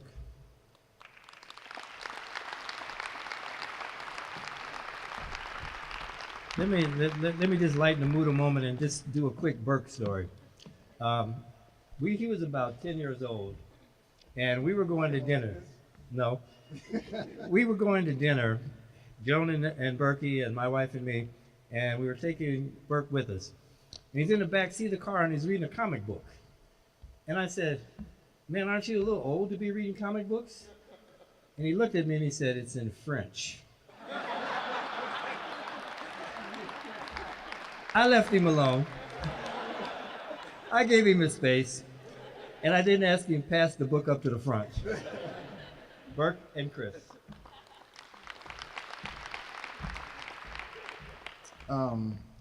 Before I start, there's a couple people I need to thank real quick. Put the hat on. My dad and I actually had the same hat size, so should be all right. I'd like to thank Mike Cohn and Mick DeLuca for putting this together, because without them, this wouldn't have been able to get off the ground. So let's give a round of applause to them. Mike unfortunately cannot be here with us today, but he's a great man, and my heart goes out to him right now. I also have to thank a couple other people. My brother for going on this journey with me for the last couple of months. It's been extremely difficult, and without your support, I would not be able to make it through. Marsha, your love knows no bounds. When I lost my mother, I didn't think I was going to make it through, and you've been an excellent support system for me to help me go through these tough times. And I know you're having a tough time as well, so let's continue to lean on each other and support each other, and we'll make it through. Last but not least, my wife, who is not here because she's taking care of our two children, Harper and Clover. Clover's now 6 weeks old. She was responsible for making sure that my dad was cared for and had all the help he needed during his illness. And she was doing this with a toddler while pregnant at the same time. Other than my mother, probably the strongest woman I know. So I need to thank her, or else I'm going to get it when I get home. I'm going to tell a couple stories that you may not be privy to, because we are his son, so there are a couple family stories. For those of you who don't know the origin of my father's name, I'll do that real quick. So my father, his given name is Horatio Viscount Nelson. My name is Berky Nelson, that's what it says on the birth certificate, but I'm not a junior. I'm named after his nickname. His nickname came about because my grandmother was feeding him, and then took him and put him on his shoulder and started patting him on the back. And I believe it was her uncle, is that right? Says, what are you doing to him? And she says, I'm burping him. And he thought she said burking him. Therefore, the name Berky is why he's named Berky Nelson, and then now that is my given name. Share that with you a little bit. My father is the greatest man I've ever known, and my mother is the greatest woman I've ever known. So with that being said, my brother and I have won the genetic lottery, because if I could do it all over again, and if we had a chance to choose our parents, there's no way on God's green earth that we would choose two different people. I mean, just look around at the people who are here today. We've got probably every race represented, every gender represented, nationality, origin, doesn't matter. That's how many people my father touched. And the fact that you are here today, I know that he's looking down just like that, with that big old smile, saying, I did something right. I'm going to keep it light for a little bit. My father loved life, absolutely loved life. He was good and great at everything that he did. And Chris and I, growing up, we played hockey. And for those of you who don't know, hockey is a long season, so we didn't get to spend a lot of Thanksgivings at home.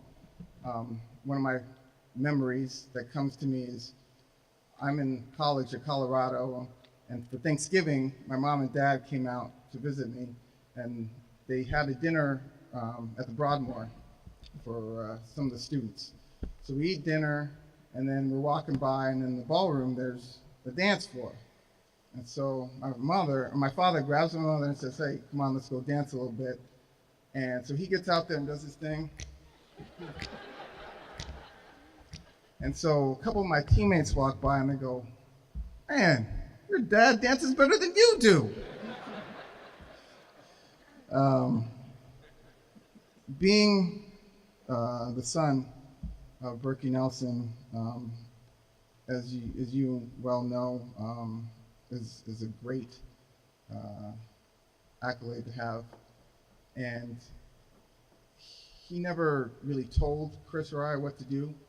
He more guided us and presented us the tools to succeed. And my father knew that education was the most important thing. And that's why for Chris and I to succeed, he knew that he had to get us the best schooling no matter what it was. And when Chris got his scholarships to go away to college, and I did as well, he made sure that we went to the best school academically rather than the best school for hockey. Luckily for Chris, that happened to be the same thing. And then I'm not going to say I came up short, but I think third place in the NCAA tournament is pretty good as well. But 2015 was a tough year. I lost my father, lost my godfather as well.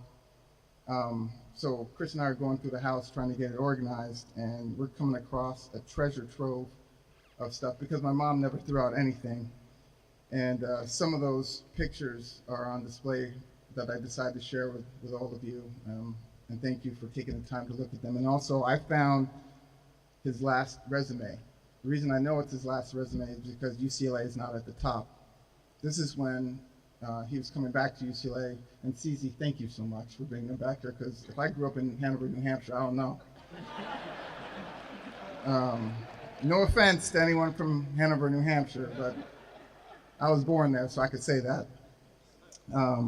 His specialization, he lists, is Afro-American and urban history with emphasis on housing, educational, political, economic, and institutional problems of blacks in 20th century urban America. Now, this carries a lot of meaning for me because he wrote this roughly at the same time as the age that I am right now. I'm turning 40 this year, and he came back here in 1980. So it conjures a lot of memories. And I'm just going to run through a couple of the highlights. He got his University of Pennsylvania master's in '62, his PhD in '69. And then to add a couple other things on here, what does he list as hurdles? Where is it? Okay, finalist, NCAA championships, intermediate hurdles, '61. Middle Atlantic hurdles, sprint and long jump champion, 1960-61. Pennsylvania State hurdles and long jump champion, 56-57. National Masters champion in intermediate hurdles in 1980. And then also we've got CZ Wilson listed as a reference. So, but just to wrap it up a little bit. I actually had one more thing. After he spent 5 days a week working from 8 to 5, Monday through Friday, he had the strength to wake up on Saturday or Sunday morning and drive Chris and I to practice sometimes at 6 in the morning, whether it be in San Diego or Culver City. And this coming here is extremely difficult because I'm seeing, it's basically a flashback from my own life because I'm seeing people that I haven't seen probably for 30 years. And it's bringing back a lot of memories, so thank you all for coming. And I'm just going to leave you with one more point. It's a quote I found from Albert Einstein. It says, energy is never created or destroyed, just changed from one form to another. And even though my father's not here today, I feel that his energy flows through all of us. And we need to carry on his legacy. And my father lived by the golden rule, and that's treat everybody as you expect to be treated. And his class in diversity, he set out for the students to interview at least 3 students outside your race about their visions of the future in terms of conflicts regarding race, religion, culture, and wealth. And so what he wanted to do is set the tone for everybody to educate themselves on the different races and creeds and genders and nationalities that exist in this world, because the only way we're going to move forward is if we learn more about each other and educate each other about each other, and that's the only way we're going to come together as a country in the world. Thank you.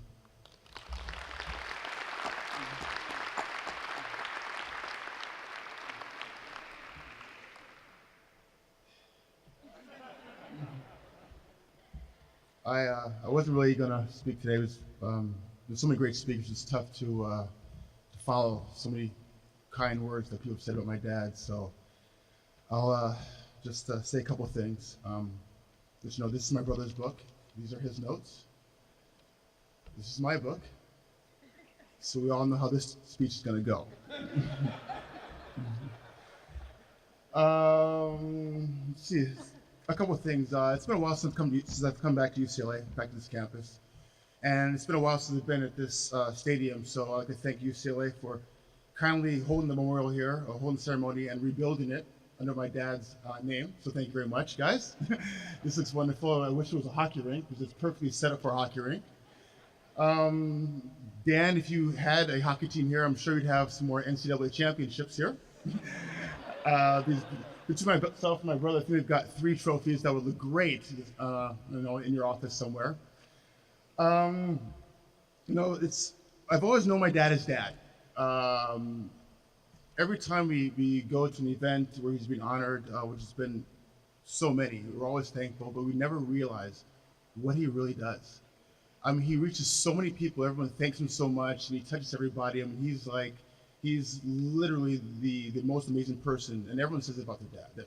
My dad's the best, my dad's this, my dad's that, but our dad literally is the best person I've ever come across in my life. And all I can think is to emulate that with everything he's taught myself and my brother, and give that to my family as well. As far as with my mom that passed away in 2010, my mom gave him life. Marcia, you gave him new life. So I thank you, and I thank the entire Mills family for everything that you guys have done to continue his life to as long as it possibly go. As far as with my wife, dear, I love you very much. I'm going to try to keep this as short as possible because I know she's pregnant, and she's got to go to the bathroom soon. Dear, thank you very much for everything, all the support that you've given both myself and Burke, as well as Aubrey. Aubrey, my brother's wife, has been absolutely fantastic. I mean, it's been a hard road. It really has to understand what my brother's gone through with having a 1.5 years, and then he has a pregnant wife, and then my dad passes away on October 5th, and I got married October 10th, and then my brother's second child was born a couple weeks afterwards. So it's been a lot of stuff. And then, I mean, for him and I to go to the house together and pull together all the memories of everything that we've done, we really get to see an opportunity. We have an opportunity to see what he's actually done. I mean, he's done so many things, but we're actually feeling it and reading it, from the love letters from my mom to my dad to the trophies, to the pictures. I mean, there is filing cabinets from this, of that, of just newspaper articles of my dad. So he's been just an amazing individual and mentor to myself and to my brother. A couple of things that I heard some people talking about that I'm going to comment on. I got to be careful because both Burke and I have a kid on the way, and Burke has 2 kids. We don't want to mess anything up, because probably our kids will come to UCLA. So I apologize to my wife's father, Sean. I can guarantee you that my son or daughter will not be a Trojan.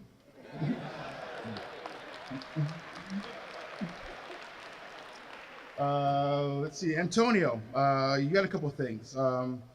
Made the mention that it was always difficult to get a meeting with them or get an appointment. I always got moved back.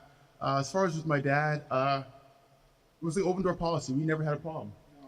So I apologize for all the students whose meetings we actually barged into, because when Burke and Chris came down the hallway, Dad's door was always open. We got to learn we got to meet a lot of students and a lot of people.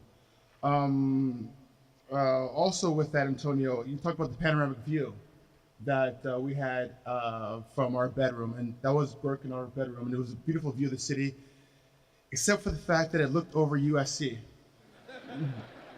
So we have that burned in our irises. So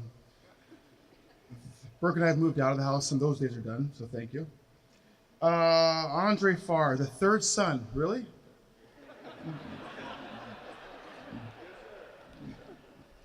All right.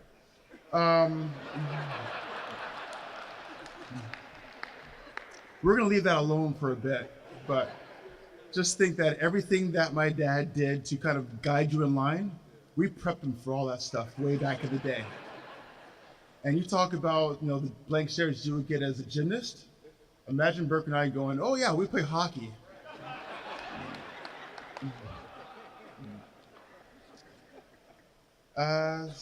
CZ, where you at? There you are. But don't be hard on yourself, man. Talk about my dad going back to Dartmouth, you know. It was an earthquake. He doesn't like the earthquakes. And we preached the fact that he came back, but he came back. He didn't like the cold, man. He did not like it. No. Let's see, who else we got here that I can talk to? No, that one's me. No, I'm gonna finish right there. So guys, hey, thank you very much for coming out. This means a lot to myself, my brother, the rest of our family, and we love you all very deeply. Thank you.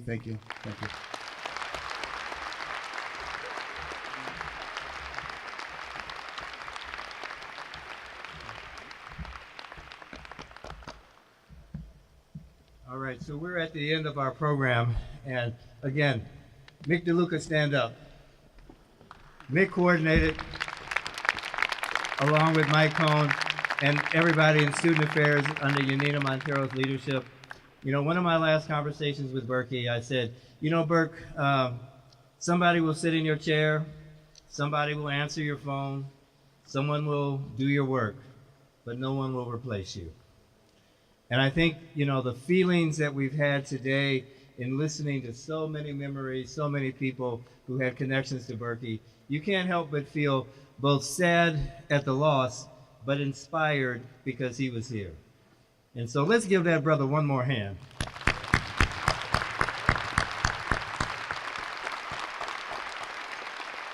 And so go back upstairs and interact with each other, talk to each other, share Berky stories with each other, and as Berky did, smile and love each other. Thank you.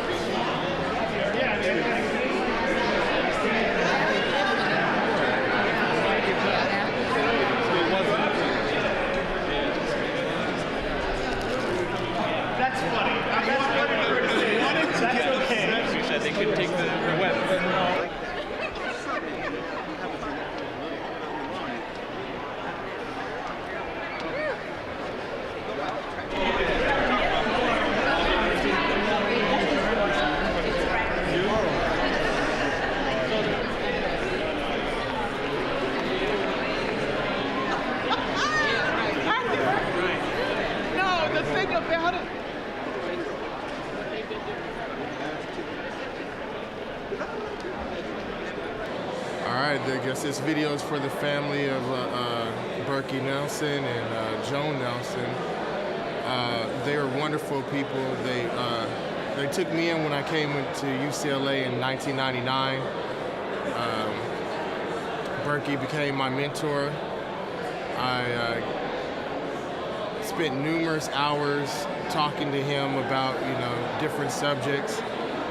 He's one of the reasons I became an alpha.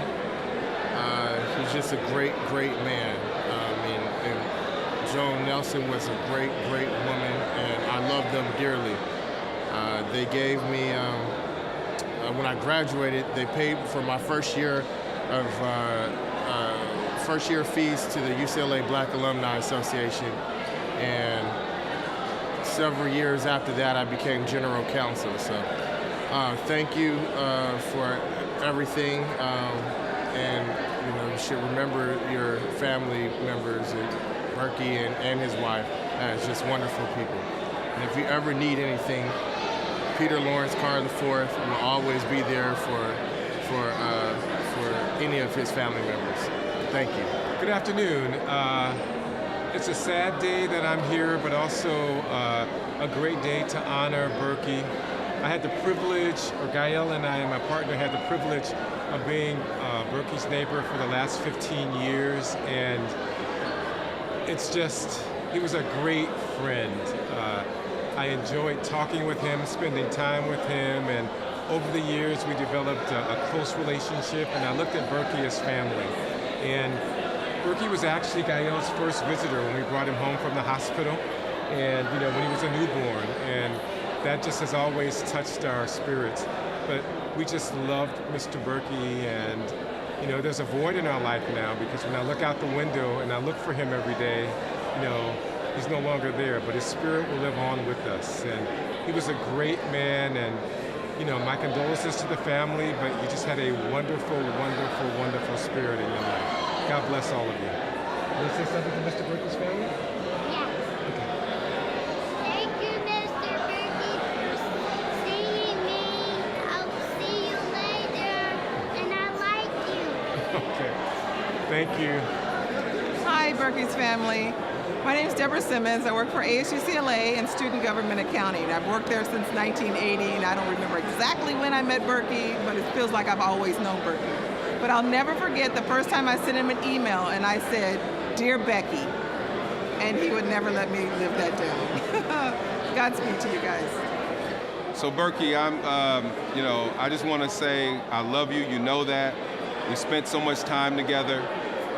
It's an amazing turnout. I know you would be embarrassed by all of this, but you were so loved. You did so much for so many, and we're so thankful for you. And I'm so happy today because it's a celebration of your life. It's a tribute to you. And I know Chris and Burke and everyone is just really proud. And Joan, I'm sure you're right there with Joan right now, having a good time.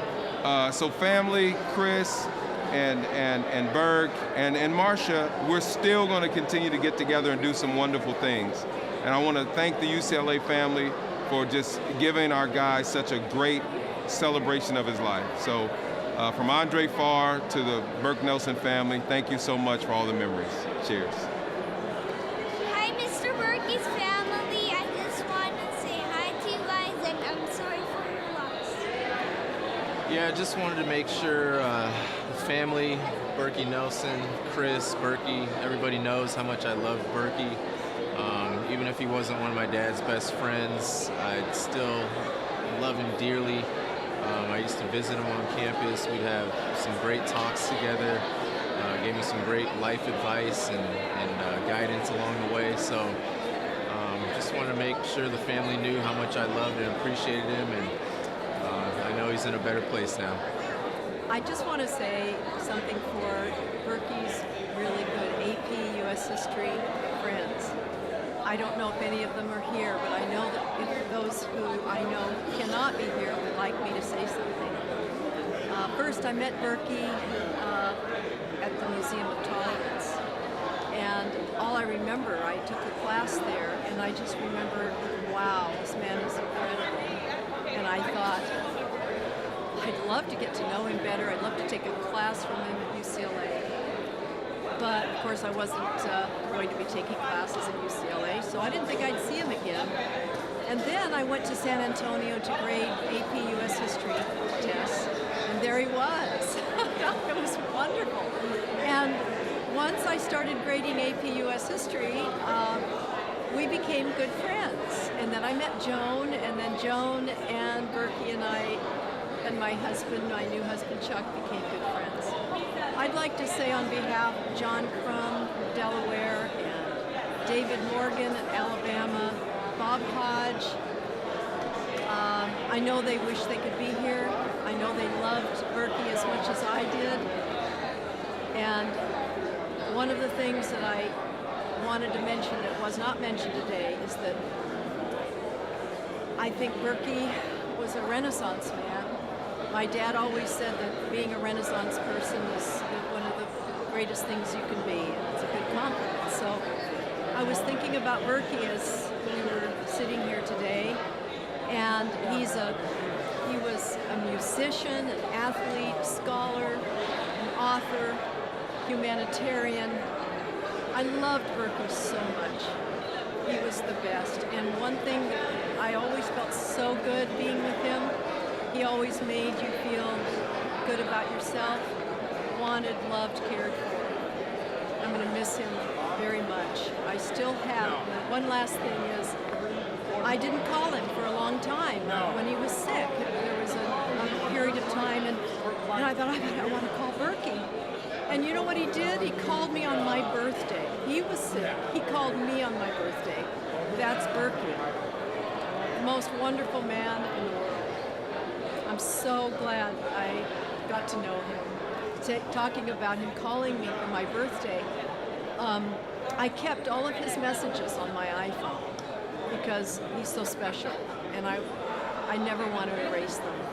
And as long as I'm alive, he'll be loved so much.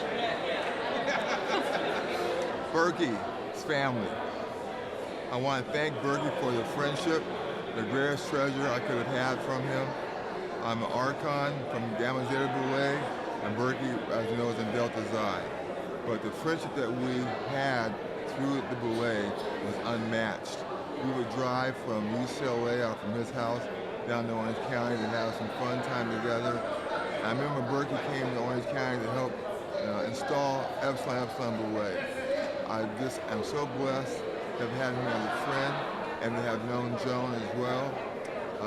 I'm reminded now with Berky's passing how short life is and how important friendships are. Thank you. Be well.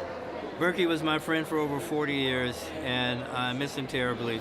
We had so many good memories together, so many long conversations together, so much in common, and I think about Berky again in the way I say to people, we lived on the same street, and I'd say I lived down the hill and in the shadow of Dr. Nelson, and truly I've always felt in the shadow because Berky was and is, and I use the word is because he's still with us, is such a blessing for all of us to have known and for him to have shared his life with so many and touched so many. And so to his sons, Chris and Burke, you were blessed to have Berky as your father, Joan as your mother. You have a legacy to pass on to your children, and bless you. And if you need anything, please call me anytime. Thank you. I want to send my condolences to the family. My name is Cassie Wright Jr. I was a student at UCLA from 1994 through 1999. The thing I've been telling just about everybody about Dr. Berky Nelson is that he was like a UCLA dad to me. Him and Tim Gubini were my UCLA dads. Sometimes I didn't do so well in school, so when my real dad was tearing me a new one, Dr. Berky Nelson would always have something encouraging to say to me. So I appreciated that. So my condolences, he will be missed, and he did a lot of good work here, and hopefully we can carry it on. Thank you very much. Okay, my name is Bob Singleton, and I happen to be from the same town as Berky. I didn't meet Berky until we came out here, but a mutual friend told him I was here at UCLA, and since he was coming to UCLA, she looked me up, and he did, he and his wife, and it turned out that his wife and the friend who got us together was the sister of this guy who they were. Her sister was in fact the fiance of this guy, and so we hit it off right away. We just had a tremendous time from the very beginning. It was like 1969, I think, is when he came out, and we hooked up. We had a ball from the very beginning. We became very, very close friends. And I got my PhD. I was still working on my doctorate when he came. He had finished his doctorate, and we had the best of relationships because since we came from the same city, came from Philadelphia. He came from a little higher income area than I did, but we had a wonderful relationship, watching our kids grow up, and my son went to UCLA while he was an administrator here. And of course, he helped me keep an eye on him while he was a student, and he got involved in a lot of student activity. His father had been an activist, so he felt obligated, and he was arrested once. And Berky called me to tell me that he had been arrested and where they had where they had taken him to jail, and I went down and bailed him out, and that's the kind of relationship we had all along. I could go on and on and on, but that's Berky was one of those rare guys. If you get a chance to meet him, you know you've been blessed. Thanks a lot. To Chris and Burke and the extended Nelson family, I just want to extend my deepest sympathies for your father's loss. My name is Salman Hussein. I graduated in 2010, and I just want to share a little bit of how Berky impacted me. First, to begin with, he's one of the first people who ever told me to not call him Dr. Nelson, or to not call him doctor. He wanted me to refer to him by his name, his nickname, and that level of humility seeped through every interaction we ever had together. What stood out most to me, I took Berky as an advisor with the United Afghan Club and the Muslim Student Association, with student government and Students First, the political slate on campus, but I also took his class for Afro-Am Studies my senior year. He wrote a letter of recommendation for me for this fellowship I had going into senior year, but also for grad school. It wasn't just that he wrote the letter of recommendation, there were two things to that. The first was that letter of rec was due the same week that your mother passed away. It was in 2010, if I recall correctly. October or November, I almost remember almost exact date, maybe October 9th or November 9th or around then. The reason I remember is because I didn't want him to write the letter rec for me. After I found out that your mother had passed, I said, I'm going to find somebody else. I'm going to contact another professor of mine or something. I was really frantic and nervous because applications were due in a few weeks, but I also knew there was no way I was going to ask your father to write that letter of rec. So I emailed him that, and his response to me was, don't worry, the letter rec is already finished. My wife Joan would have wanted me to finish it, and here it is attached. I can't tell you how much that impacted me, that this man, through maybe the darkest hour in his life, still took time to write for this lowly student of his that letter of recommendation. The second part was, at that time, I didn't have a lot of mentors growing up. I was almost a first-generation student at UCLA, and his letter and his words and his company kind of gave me a confidence in myself before I had that confidence in myself. And it showed me that this man believed in me, this scholar and this professor, and that maybe I should believe in myself too. And so I'm never going to forget him for that. And I really wish I was able to see him. I just moved back recently. I wish I was able to reconnect with him, unfortunately, before he passed. But he was like a father figure to me, and I want to thank you for sharing your father to the rest of the world with us. Hello, my name is Christopher Viscount Nelson. I'm the eldest son of Dr. Berky Nelson, and just honored the fact that UCLA could put this entire event together. As I said earlier, that my dad's always just been dad, and I never really knew how much of an impact he had upon all the students for the last, 40-some years. So it's, as UCLA has honored him, myself and my brother are equally honored the fact that they would take the time, dedication to this entire event at Pauley Pavilion and have this event in his honor. So thank you very much, guys. Thank you, UCLA, and thanks for the memories. Okay, first off, I want to thank everybody who had a hand in putting this together. I think I've already thanked Mick DeLuca and Mike Cohn. Phenomenal job. The warmth and love that you showed my father throughout his life carried over to today, and being able to see all the people that showed up was absolutely outstanding and astounding. But the biggest thing for me, it was really difficult because I grew up on this campus. I've been on the campus of UCLA since 1980, so I probably know the campus better than most students.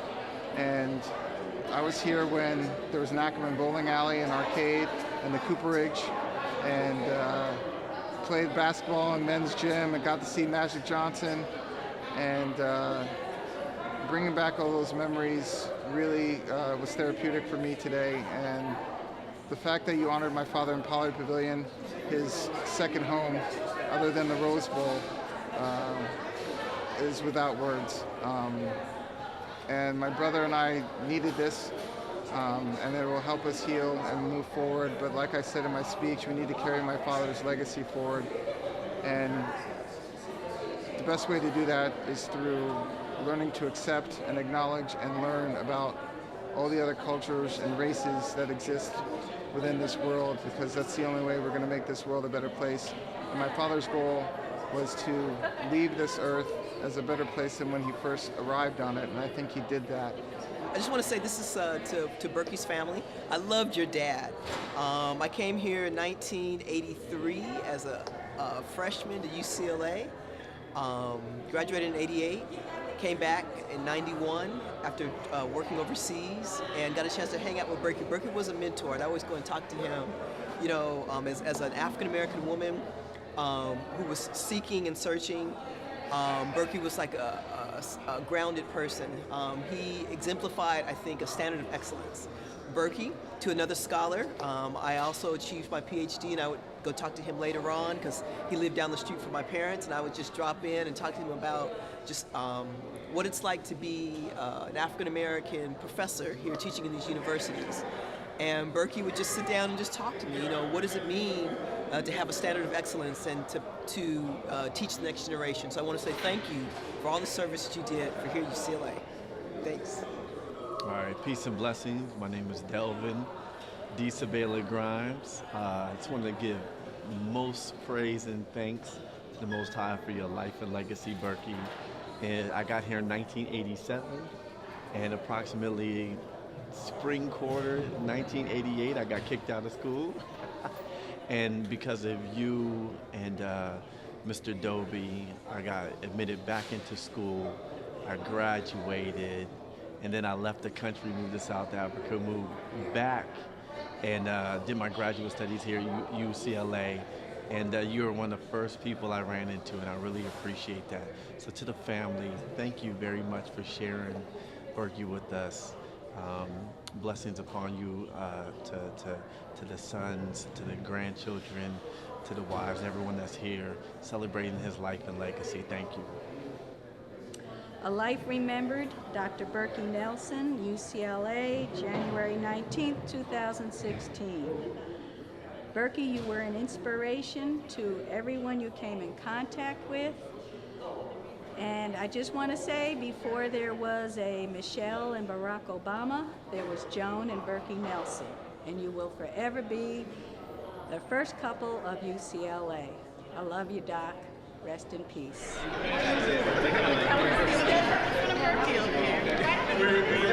No, because these pictures of Berky, we want them back. How many programs will you help us to manage? Will you help them? Help them.